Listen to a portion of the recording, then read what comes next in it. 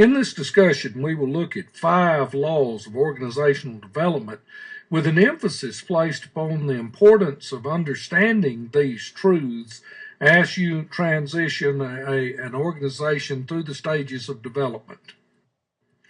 Under the 5 laws of organizational development, Law 1 states this: those who are most at home with the necessary activities and arrangements of one phase are the ones who are most likely to experience the subsequent phase as a severe personal setback. Now let that sink in just a moment.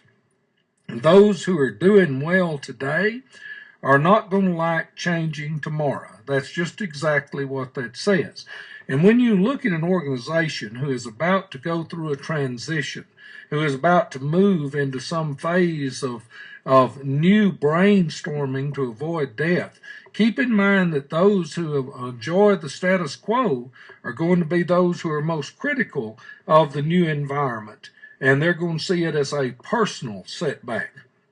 Law 2 states that the successful outcome of any phase of organizational development triggers its demise by creating challenges that it is not equipped to handle. I equate this one, for example, to the raising of children. When you do a good job raising children, then hopefully one day they're going to leave home and make it on their own. Even little birds have to leave the nest, and their leaving the nest is triggered by the quality of the care that you give them. In organizational development, when you're in a certain phase of development, the successful utilization of that phase eventually leads to its demise because it raises you up to a higher level and causes you to examine where you're at, because certain issues have come to place now that you are no longer equipped to handle, and you recognize the need to make the transition.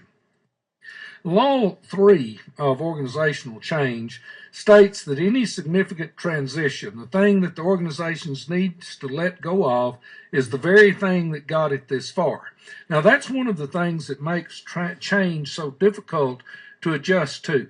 When we're in transition, the very thing we have to let go of may be the thing that brought us that far. Certain ideas, certain philosophies, certain ways of doing things may enhance us to a point, but afterwards they may become a liability that have to be turned loose of. And then in Law 4, whenever there's a painful, troubled time in the organization, a developmental transition is probably going on. One of the folks that I enjoy studying about learning theory is Piaget. And Piaget teaches us that in order to develop a new schema, we must meet disequilibrium. It is during times of disequilibrium, it is during times of trouble, it is during times of pain that we generally experience our greatest growth. When an organization is in troubled times, when pain has come upon us, then we are either at the verge of needing to make a developmental transition, or it's already underway and we just don't know about it yet. The 5th law is fairly interesting, and that's that during the first half of the life cycle, up through the making it stage, we're not to make a transition when the time is right to occur. It will cause a developmental retardation in the organization. If we hang on too hard, we delay the development of the organization according to an appropriate schedule or an appropriate flow.